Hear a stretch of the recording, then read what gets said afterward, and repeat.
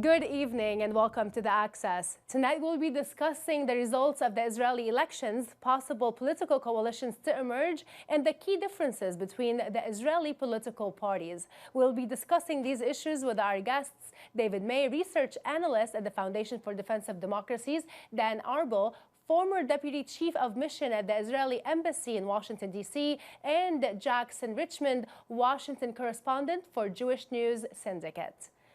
Thank you so much all for joining us today. We are going to be focusing on the results of the Israeli elections. And I do want to start with you, Jackson, since you have a breakdown of the numbers. I do want to talk about what does it look like to you today in terms of the numbers post-elections. Yes, so right now we have Blue and White, the Blue and White Party, which is led by former IDF Chief of Staff Benny Gantz. They have 33 seats. Likud, which is led by current Prime Minister Benjamin Netanyahu, they have 32. The Joint List, which is the Arab Party, they have 12. And then the ultra-Orthodox parties, Shas has 9, United Toward Judaism has 8, and then Avigdor Lieberman's party, Yisrael Beitenu, has 8. And Lieberman is believed to be the kingmaker in this election.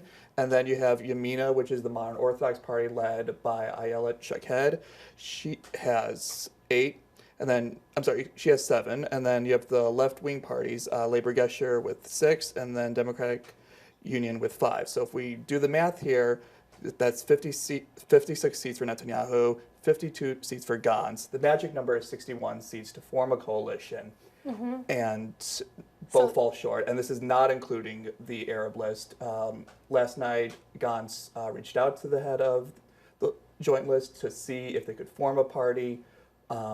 We don't know whether or not they'll join any coalition. Mm-hmm. But the Joint List is the Arab list is 12 seats. Yes. As of now. And now we're talking about 95% of the votes has come out so far. Correct. What do those numbers mean to the Blue and White Party today? Who are the potential parties to join in a future coalition government?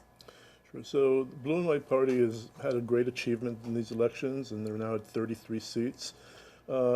However, the bloc that they're heading does not have the 61 seats necessary for forming a coalition. Their only hope would be to have a national unity government between Blue and White, Likud, and Mr. Lieberman's party. The three of them would, and then they have a majority. For that to happen, though, they would have to give up on their campaign vow of not willing to sit with Mr. Netanyahu. And so far, and it doesn't look like they're going to give that vow up. So their options are very limited. And the question here, which I see, is who blinks first? Whether it's Mr. Gantz, the head of Blue and White, who will say, okay, I'm willing to sit with Mr. Netanyahu, or whether Netanyahu and his party would decide on choosing another leader. Then, if neither of those happens, then we might be seeing very soon, at the end of the year, at the beginning of 2020, a third round of voting. A third election? Yes. That's a very realistic scenario as we see right now. Okay. What do you think, David? I mean, talking about a third election seems, impossible, the impossible right now. To viewers, but what do you think? Is it true? So 2 elections seemed impossible to begin with, but now we've already been there. I think there's 2 main, the most likely scenarios that would actually form a government were, as Mr. Arbell was saying, they could form a national unity government between Likud and Blue and White. They have 65 between the 2 of them. They don't even need Yisrael Beitenu, but if they want to make it more secure and have more of a ruling coalition, they could. But as Dan was saying, that would come into conflict with some of the pre-election campaign promises from Blue and White not to sit in a Netanyahu government. However, and we saw Netanyahu maybe foresaw this possibility because just a month earlier he had his fellow party mates sign this loyalty pledge not to evict him, to keep him in power no matter what the results of the election were.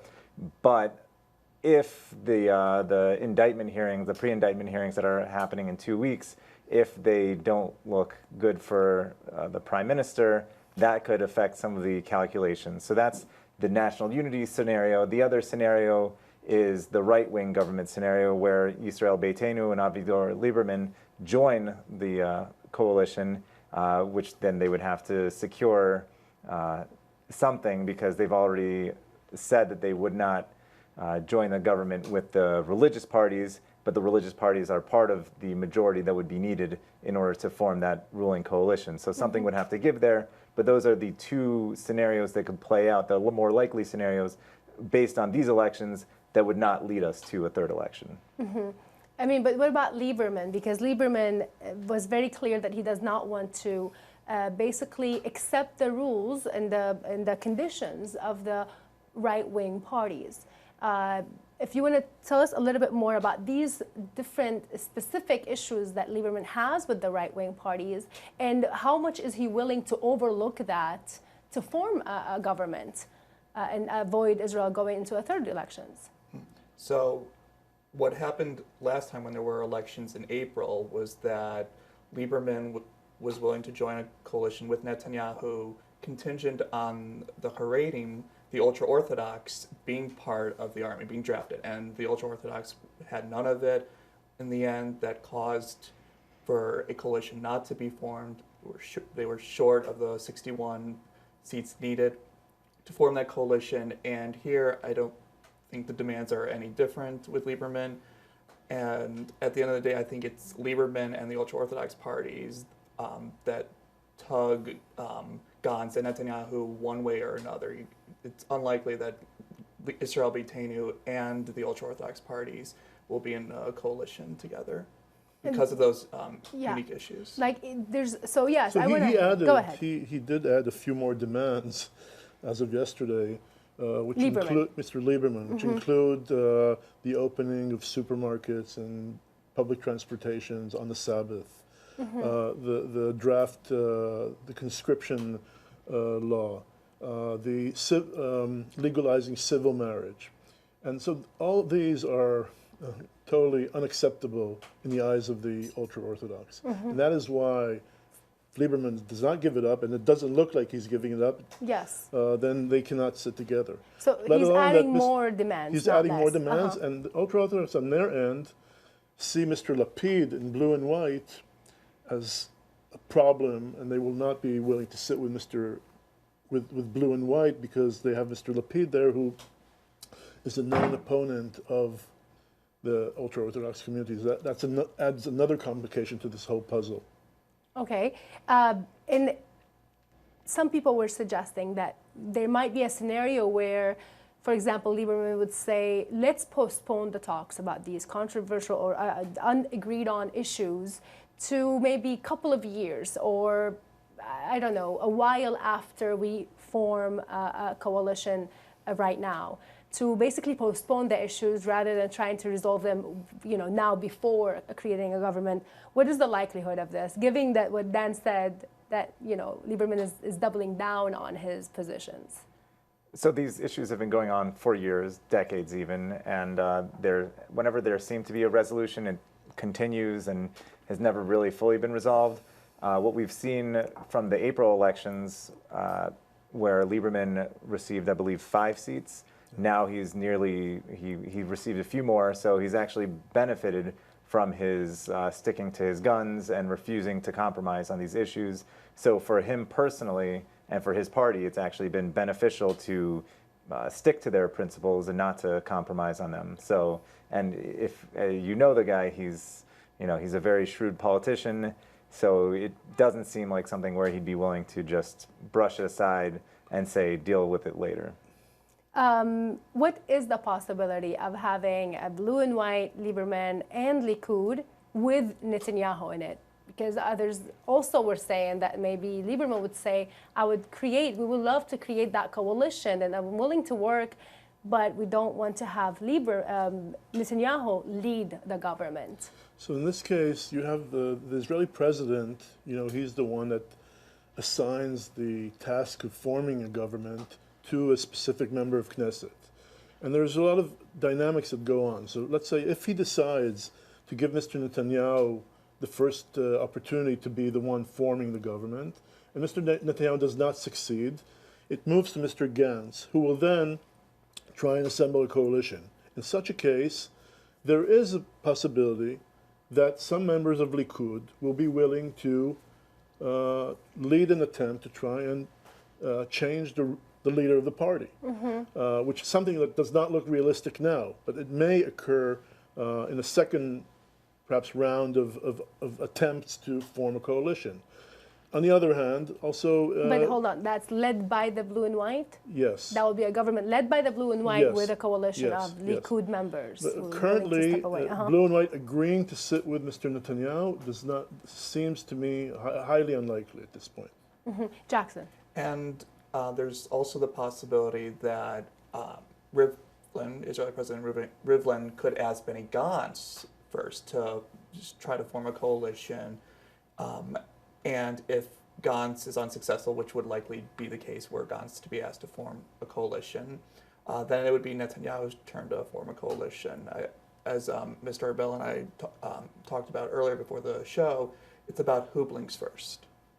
So why would and how would the president decide who would be the party to form or try to form the coalition first? Is it because now we have blue and white has more votes or more seats than the Likud? Is that why they would be asked first? Or is it on the possibility of who is more likely to form an actual coalition? Exactly. So the president will hear from the leaders of all the parties. They'll make their recommendations, who they think should be the next prime minister, who should lead the coalition. And based on what the President Rivlin hears from those party leaders, he'll make his assessment who he thinks is most likely to form a coalition and give that person the first crack at it. One thing I would just add is that a lot of this is not necessarily an ideological difference between the two main parties, Likud and blue and white. There's not too much of a gap between them, but it's more of an idea of leadership, and to a certain extent it boils down to the personalities of those leaders, that they would not want to be led by the ruler of the other party. I just want to add what David said earlier about the whole legal process. Because what blue and white is hoping is that, as David said, there's a hearing in 2 weeks for Mr. Netanyahu, and they're hoping that this clock of the legal process will reach a certain point sometime the end of October, early November, in which the Israeli Attorney General may be making a decision that will help everybody else, meaning that if he decides to indict Mr. Netanyahu, then the problem of sitting or not sitting with Netanyahu is no longer a problem, because the Attorney General may decide in several months before December that he's going to indict him, and that kind of. But the And question that would is, completely take him out of the picture. exactly. That's, Well- and so, no, but in terms of blue and white, it will make their claim to not sit with him much easier and much more palpable for the Likud members to digest, something more easy to come to terms with. What do you think, David? So it wouldn't legally exclude him. I mean, there's still a long legal process that he could survive and he could try to ride out. But especially in a deadlocked election, it will just become more clear if he's kind of what's standing in the way of a government, then it becomes a little bit easier to cast him aside. And I would just add that in terms of should Avigdor Lieberman compromise, should he blink first? Well, he didn't blink in April, maybe knowing that the deadline was coming, that the clock was ticking on Netanyahu, and The deadline is in 2 weeks? into October 2nd October and 3rd. 2nd. There's a hearing, and knowing that there would be another set of elections that would then come so closely to that hearing, he wisely decided not to form the government and to continue that pressure on Netanyahu. Who are the winners of this election so far? What do you think? I mean, a lot of people are saying that it's Netanyahu's loss. But who are the winners? Right. So I think at the moment, Avigdor Lieberman is a clear winner for adding a few seats to his party, the Israel Beitenu party. I also think Gantz is a winner for how he performed. And I'd even say that Netanyahu is a bit of a winner, and this is why, because Tell me why. Because he didn't get humiliated, and he's still alive. And Netanyahu has this history of being a comeback kid. We saw it in 2015, when it was thought that Isaac Herzog would become prime minister, but in the end, Netanyahu outperformed him and was able to keep his job. So I wouldn't rule out Netanyahu at this point. In terms of losers, I would say the left-wing parties. I think it's fair to say that Oslo in the 90s destroyed the Israeli left. So I think they're a loser. And I would also say the national security apparatus is a loser here, in that this government dysfunction could create a distraction in which the last thing Israel's government needs is for dysfunction when it comes to Iran, which is Israel's greatest threat. Yes, and we saw a lot of, in the region, a lot of coverage by the Iranian and pro-Iranian media and pro-Assad media and Hezbollah media are actually like cheering Gantz, which I know that this is not very positive for him, but this is exactly what's been happening in the region. So we will talk about that aspect in a little bit. That's a very important point. Can I just add two more winners? Yes, please. So one winner is Yamina and Shaked and Bennett, that they were out of the last elections in April, but now they're in. So their political career seemed doomed, and now it seems at the very least somewhat revived. And the other main winner that I would say is the joint list, the Arab parties, that in 2015 they were able to come together. The last elections in April, they didn't fully come together, but now they have again. They've exerted their power. The taboo of Arabs voting in Israeli elections has been broken even more so. Their election turnout was higher than the April one, as far as I've seen. And they're the third largest party. And for a party that used to be just completely irrelevant and just not seen as a factor in coalition politics, now they've become a decisive factor. And I would add one Yes, more please. loser, and that's Otzma Yehudit, the far-right party, because Netanyahu, I would say, tried to toy around with them in the last election. Didn't have much an effect, but here they didn't make it whatsoever, and that's, I think, a huge victory for the right to not have that extremist bloc be part of any coalition building. Okay. When we talk about the joint list, which is the Arab Party, being now the third largest party in Israel, what does that mean? We know that historically they're not going to be probably joining any coalition of any government. What do they usually ask for? What are the demands of the Arab parties? Do they focus on foreign policy? Because that was a concern for also people who are interested in learning about what's happening in Israel, because of the Iran question, because of what Israel does to counter Iran. Do those Arab parties view, for example, Iran as a in a more friendly way than the average or the other Israeli citizen? So I think that the joint list, and I agree with David, they're one of the biggest winners, because for the first time in the history of Israel, they are a key player in this whole political dynamic that is just that we're witnessing as we speak. And in terms of there are four parties that came together, so they're obviously the lowest common denominator between them is what brought them together. So they will not waste votes. But what they strive for, first of all, is the two-state solution, state of Palestine near state of Israel. They also wave the flag of the principle of equality, meaning that Israel would be a state for all its citizens, rather than the definition of Israel as a Jewish state. And they obviously are against what the nationality bill that was Jewish nation bill that was passed last year in the Knesset, still being challenged in the Supreme Court. And they stand up for issues of the Arab sector, whether it's economic employment, infrastructure, welfare, education. There is a gap between those who represent the Israeli Arabs and population itself.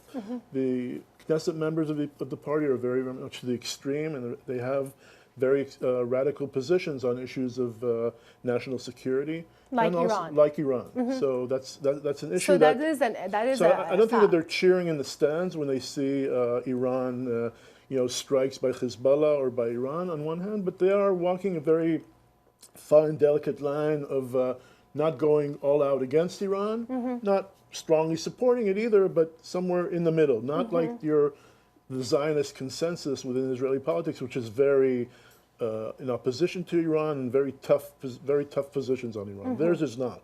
Okay. What is your, I mean, I want to hear both of your takes on this issue, because that's now we're talking about a big bloc within the Israeli Knesset. So as Dan was saying, it's four parties that come together. That includes an Islamist party, a communist party, secular Arab party. So these are people coming from very different perspectives, and so sometimes those are the Arab coalition parties. So they're just, it's a diverse society. It's a diverse group of political beliefs trying to come together under one roof. And so there's a lot of tension, whether it's ideological, or sometimes some of it is personal. Between them. Yeah, personalities that conflict. But so it's very hard to keep kind of a coherent strategy for them on a variety of issues. So that's why a lot of their focus is more domestic, trying to raise the equality, lower the discrimination within Israel, and trying to just realize and achieve their status as full equal citizens within Israel. What's your take on that, Jackson? So as David mentioned, the Arab list consists of four parties, including a communist party, and those parties are far to the left of Gantz, which is why I think it's unlikely we'll see Gantz include the Arab list in a coalition, in which it might even turn off other parties in which the Arab list is far to the left of them. So, and I also think it's worth noting how this election affects the Trump peace plan. I think it's now unlikely we see it anytime before the 2020 election in November, and how the Arab list responds to that peace plan, if it ever comes out, I think would be interesting to see. So when I go back a little bit, I mean, I kind of wanted to touch on the peace issue, because what is the view of the blue and white, on peace versus the Likud? Let's assume that we do have a government formed and led by the blue and white, or the blue and white are actually a significant part of that government. How would we see a change in that area? What type of change? So first of all, I don't think anybody knows what's in the Trump plan yet. We're all speculating, but no one has actually seen the plan or come out and say what's in the plan. So that's one thing. The other thing is that Blue and White was very careful during the campaign not to go into specifics on how it plans to resolve the Israeli-Palestinian conflict. It did not dare to utter the words two-state or two-state solution, because it knew that it would turn off voters. But I believe on the day after, the Blue and White Party would be more accommodating to a two-state solution or to negotiations with Palestinians. And I think that Mr. Gantz, if he is prime minister, one of his first actions will be to sit down with Mr. Abbas, or at least have an exchange, and trying to create a more positive atmosphere between them, in sharp contrast to Mr. Netanyahu. That doesn't mean that we're going to see this being resolved anytime soon. But as David said earlier, there's very little, except for the Palestinian issue, which, again, it's still unknown how Gantz will actually deal with it. There's very little differences between Mr. Gantz and Mr. Netanyahu on foreign affairs and national security. How is that? I want to hear about this, about the Iran question. How would the blue and white be different from Netanyahu's government? Because Netanyahu's government has been very aggressive and is not going to, tolerate, very clearly not going to tolerate the presence of Iranian militias throughout the region. And we saw airstrikes against the Iranian militias in Iraq, which is something that hasn't happened openly before.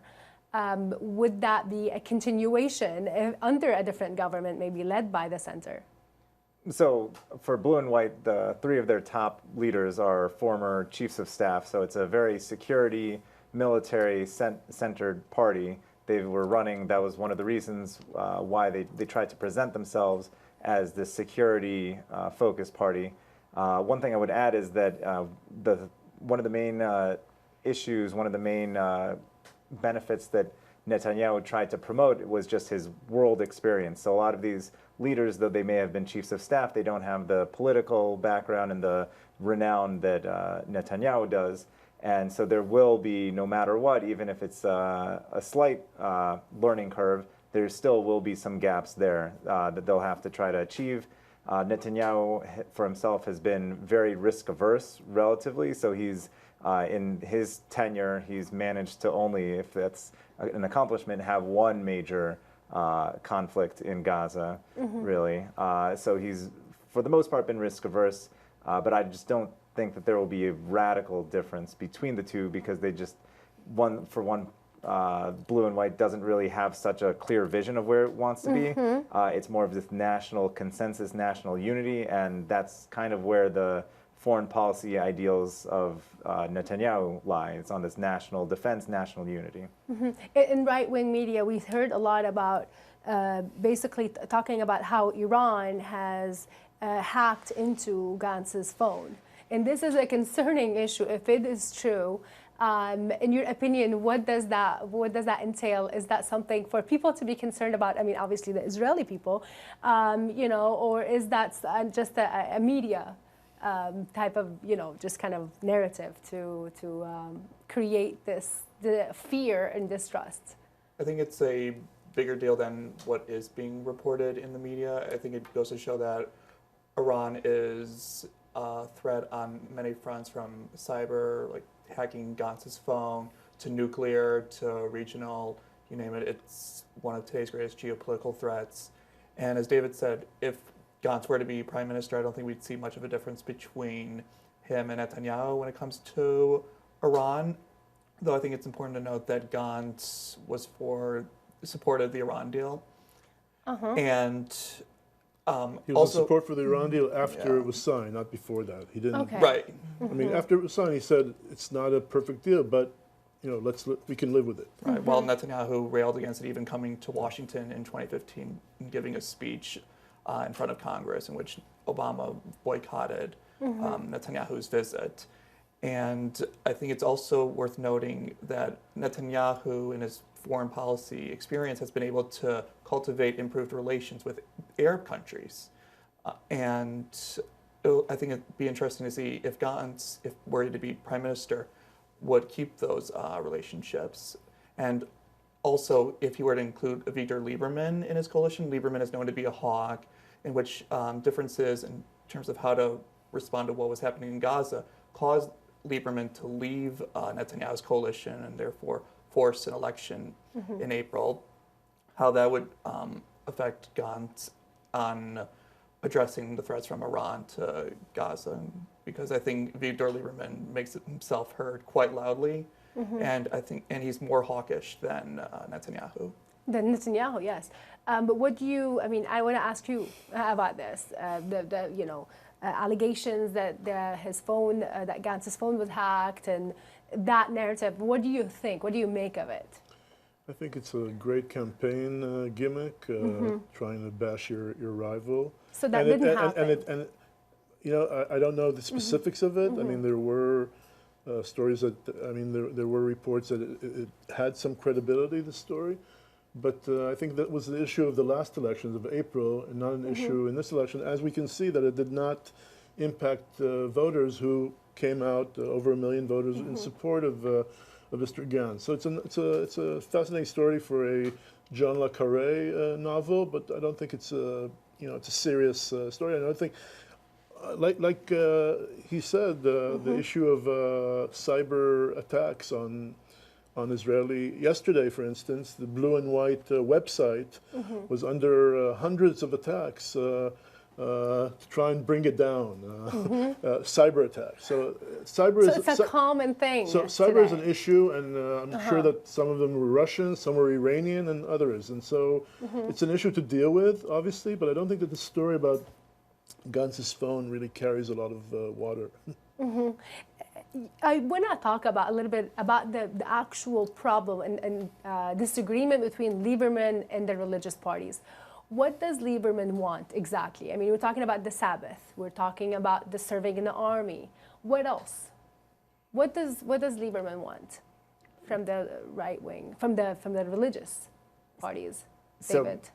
So beyond that, there's also different life cycle events that the rabbi, well, the head of each religious sector controls. So for the Jews, they have their own sector that controls that. The Muslims and Christians have their own religious authorities that control life cycle events, which includes births, deaths, weddings, and everything else has to be done under religious authorities. So one of the big results of that is that if you want to get married, and then you have to do it in a religious setting, which means that it's very hard to marry people from a different religion because no religious authority will allow that. And then if you just want to have a secular wedding, then many Israelis have to fly to Cyprus to just go there, and then Israel will recognize foreign weddings. So that's one just big thing that it's kind of an annoyance. It's a pestering for secular Israelis, but there's who other, don't want a specifically Orthodox wedding, so they can't have like a conservative wedding. Right, it's not.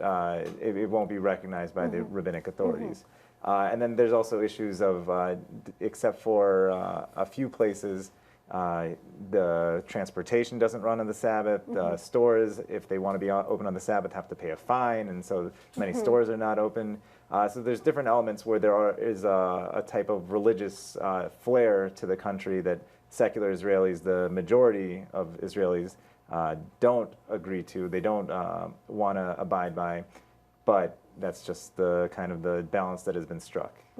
And usually the religious parties do not have a lot of other requests other than honoring these specific issues, like no foreign policy, no other political requests, just honoring those religious requests. Is that what it is? They're very sectorial requests. They represent the ultra-Orthodox sector, and that's what they care about. Budgets and financing for their institutions, for education, for welfare stipends, and so on and so forth. They're less concerned or less active when it comes to issues of national security or foreign policy. So it's mostly issues which concern their own sector. Would it be a possibility to see a blue and white party joining with the religious parties outside of Likud? I find it highly unlikely because I think the ideological divide between the two is too wide. It's just there's no way that this kind of type of coalition would be I mentioned earlier the personality issue, the fact that the ultra-Orthodox parties are objecting to Mr. Lapid, to sitting with Mr. Lapid, who's the number 2 in blue and white. If they can overcome that, I believe that there is some common ground that they can establish. In their orientation, ultra-Orthodox parties over the years have been more dovish than hawkish on national security. When they had to make their voice heard on national security issues, especially Shas at the time. And so there may be common ground if somehow the ultra-Orthodox parties and Lapid reach some sort of an accommodation. But as was said, it doesn't look like it's going to happen. Yes, please, just one thing to add is that blue and white is running on this kind of generic national unity, Israel together model, and that is the secular vision of Israel. There may be some traditional element to that, but it's still this kind of secular model, and so that just runs diametrically opposed to the religious parties that want to have, and they want to maintain their control over certain elements, and they want to maintain their stipends, and they want to maintain their community apart from the rest of the national consensus. That's another element why they would be difficult for us to see that type of thing. But still, all scenarios are on the table today. We don't know what's going to happen. We did hear a lot of claims that the media coverage was very anti-Netanyahu in Israel, and probably even in the United States to some degree. Is the left in Israel, and we're talking about the media here too, does it echo the left in the United States? Are there similarities, and why do we see this kind of media narrative more anti-Netanyahu? And I want you to tell me if you disagree with this assessment. So I think that that we've seen that while the right, look, Netanyahu has been in power for 10 years consecutively and for 13 years in total. And he constantly raises this issue that the media is against him, or painting the media as the enemy, just like Donald Trump does here in the United States. But when you look at it very closely, you can see that many of the Israeli media is actually, many of the anchors, many of the announcers, many of the reporters are right wing. So I wouldn't characterize it as he presented it as him against the media. And while the media is somewhat critical of Mr. Netanyahu, and some media outlets are very critical of him, I wouldn't say that it's all out, that the entire Israeli media is against him. He does get his say, and he does manage to get his opinions heard, and some media outlets do view him very favorably. And you could see in the last few days of the campaign, on his media blitz, everybody gave him airtime, everybody was respectful, and he managed to get his message across, in my opinion. What do you think, Jackson? I do think there is a media bias, but I think it's mixed from the anchors to the newspapers to the online sites. And I think it's important to mention that one of the accusations against Prime Minister Netanyahu is making a deal with one of the Israeli newspapers, Yedidot Aharonot, giving them, I think it was loosening regulations, correct me if I'm wrong, loosening regulations in which in exchange they would give Netanyahu favorable coverage. And this was to take a jab at Israel Hayom, which is owned by Sheldon Adelson, the prominent donor and Netanyahu supporter. So Netanyahu does have what appears to be an obsession with the media, but you also have in Israel left-wing media like Haaretz, which is absolutely no fan of the prime minister. So it's really a mixed bag there, and it's, I think, a bit different than in the United States, where it's more uniform in that legacy media like ABC, NBC are left of center, while networks like Fox News are right of center. So I think in Israel it's a bit less obvious compared to the United States. Yes. What do you think, Dave? Do you have a comment on that? So this is the second election of 2019 that has been a Bibi referendum. There's been a little bit of Bibi fatigue in the Israeli society, and so naturally the election became, and both elections were. It's like yes or no to Bibi, basically. Yes or no to Bibi. It was thank you for your service. There's some concerns about your ethical standards given all the scandals surrounding you. Israel's very well off, all things considered, but maybe it's time for a change. So there was a lot of focus on Netanyahu and his personality and him specifically. So that was definitely true. Whether it was slanted or skewed, there's just a variety of different perspectives within the Israeli media. So yes and no. Is there an acknowledgement in Israel for example, the accomplishments in terms of the Arab world becoming closer and more open to Israel during the last few years under Bibi's party? So yeah, like I think that there's an acknowledgement on all across the political system that Netanyahu is a very able orator, speaker, and he is a great representative of the state of Israel, and has made has created great relationships around the world, from the President of the United States, Trump, to Russian President Putin, to leaders in the region like Egyptian President al-Sisi, or leaders in the Gulf, which we like his recent visit to Oman last year, and so definitely there's an appreciation for that.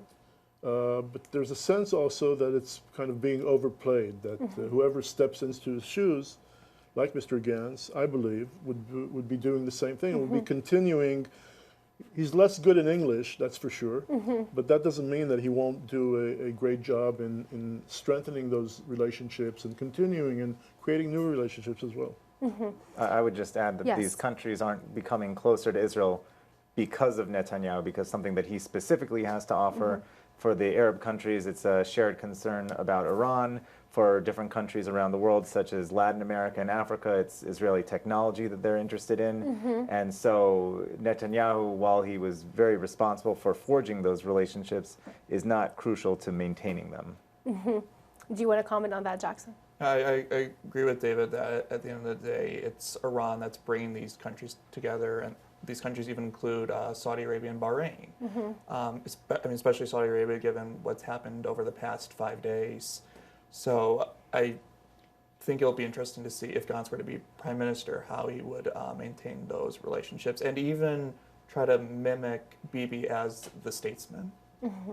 Yeah. Very, very interesting, and I think this is something that we're going to be seeing unfold coming up.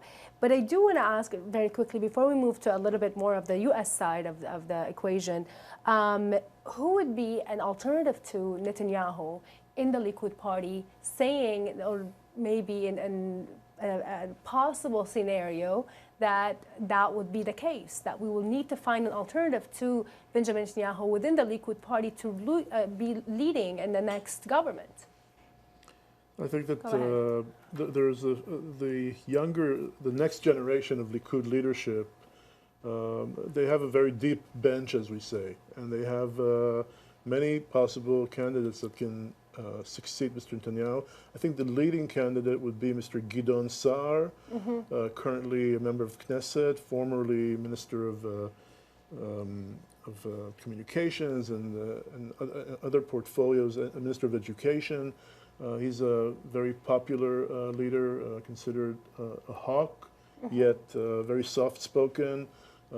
He's enjoying a wide base of support among Likud constituents, and if polls that were conducted in the overall population show that he's also very popular outside Likud circles. So I believe that if there would be a race, that Mr. Saar would be leading candidate to succeed Mr. Netanyahu. Do you like to comment on that, Jackson? I think another candidate is Yisrael Katz. He's also been playing a key role in Netanyahu's coalition and also strengthening relationships with Arab countries. I think recently he met with, I think it was the foreign minister of Bahrain, which again is a key ally in the fight against Iran. So I think Yisrael Katz is also a name to watch out for. What do you think, David? I mean, who do you see as a possible alternative for Netanyahu within the Likud party?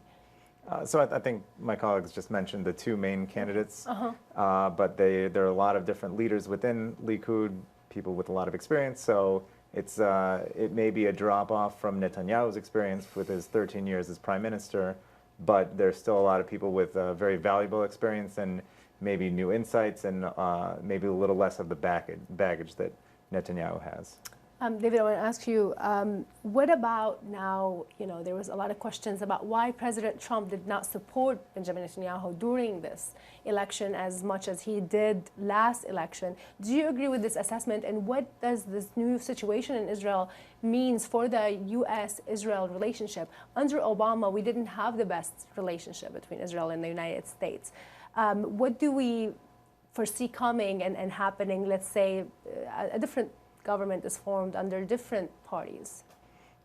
There definitely is something to that, the perception that Trump handed a lot of these gifts to Netanyahu before the April elections, such as the Golan Heights recognition, and there was a Pompeo visit as well to the Western Wall. So there were those elements of those gifts that were seen as trying to put their thumb down on the scales in favor of Netanyahu, much less this time. There's, a variety of different explanations for that, but at the end of the day, the United States respecting Israel's sovereignty and their ability to manage their own elections is a good thing. And whoever comes out ahead, hopefully, if there is a resolution to this election cycle, will maintain a very strong U.S.-Israel relationship. So that will not fall just because there's a change in leadership. What do you think, Dan? I think that really the friendship or the closeness between Trump and Netanyahu is almost unparalleled in recent history. However, it is interesting what you noted, that in this time around, Trump was less out there supporting Mr. Netanyahu. He did, in the last few days of the campaign, come out with this tweet about the fact that the two leaders would be discussing an issue of the mutual defense treaty when Netanyahu comes to New York in September. By the way, he canceled his trip this morning because of the political situation. He decided to stay home. He will not go to New York. He will not meet Trump, and he will not have his annual show at the UN with all the gimmicks that he usually likes to do, and he does it so well. So I don't know, maybe Trump, and also, but Trump was very considerate of Mr. Netanyahu, not releasing the plan, the peace plan, waiting, trying to stick to Netanyahu's timetable in how he deals with the Israeli-Palestinian conflict. So while he did it less strongly this time around, I think he still was in Netanyahu's corner and was hoping, and is still hoping, that Netanyahu would be somehow come out of this prevalent. What do you think, Jackson? Would that affect in any way the U.S.-Israel relationship with a new leadership in Israel?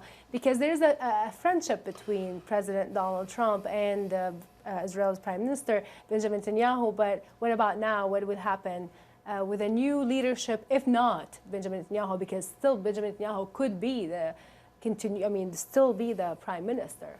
Right, so I don't think we would see much of a change. Of course, the relationship between Prime Minister Netanyahu and President Trump is very strong. But for the April election, President Trump recognized Israel's sovereignty over the Golan Heights, and he's given Israel all these, I guess you could say, diplomatic gifts. Nowadays, there's not so much of the diplomatic gifts to give, though there are a couple, whether it be allowing Jonathan Pollard, a former spy, to go to Israel, or allowing Jerusalem, Israel to appear on U.S. passports, in which Secretary of State Mike Pompeo told me in an interview a few weeks ago that the State Department is actively considering allowing U.S. citizens born in Jerusalem to list Jerusalem, Israel on their U.S. passports. So there are those two gifts, but otherwise there's nothing else to, I would say, give or recognize which would boost Prime Minister Netanyahu's chances. However, there have been some chaos. There has been some chaos in the White House. National Security Advisor John Bolton was ousted last week because of disagreements between him and the president, and between Bolton and Secretary of State Pompeo.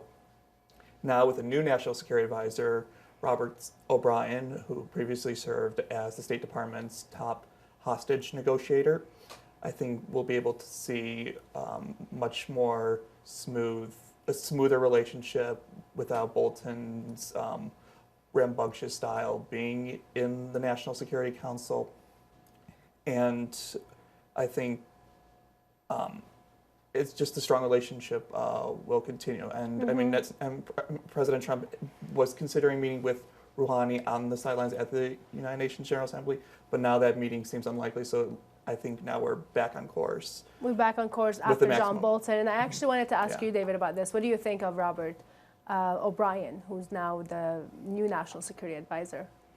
I don't really know that much, but I guess my hope is that he will continue the strong relationship. But in terms of, I mean, in general, him as a person replacing John Bolton on some different U.S. foreign policy issues, you don't think, I mean, he's not like a well-known person within the government in general, right? We know that he worked under George W. Bush, and he's a Republican. What else do we know? So he'll probably carry less of the baggage that John Bolton. John Bolton was a known figure and had his friends and also had his enemies, and Mr. O'Brien will at least not have to deal with some of those enemies as much as Mr. Bolton did. Go ahead. I just think that in terms of the President Trump really wants to meet Rouhani before November 2020. And I think he would not have chosen Mr. O'Brien if he would know that Mr. O'Brien would oppose such a rapprochement or some sort of negotiations, future negotiations between the U.S. and Iran. And so I believe that Mr. O'Brien will fall in line with the President's view on Iran, rather than in sharp contrast to Mr. Bolton, although they did work together, Bolton and O'Brien, in the past. Yeah. Jackson, do you echo this? Because, I mean, we know that now after the attacks on Aramco in Saudi Arabia, it doesn't seem likely that President Trump will actually go ahead and meet with Rouhani in Anga. I know we were talking about something in the future, but what do you think the likelihood of that? Right now, I find that to be highly unlikely. Rouhani has repeatedly said that he wouldn't meet with Trump unless the U.S. lifts sanctions against Iran. President Trump said this week that he's not going to lift sanctions. They're doubling down.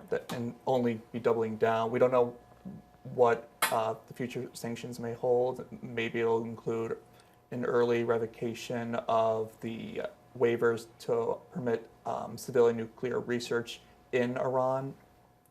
But I think Trump had been playing with maybe we should lift some sanctions and allow for the French proposal of a $15 million bailout to the Iranians to proceed. But after this weekend's attacks, I think Trump has, as you mentioned, only doubled down on his maximum pressure campaign against Tehran.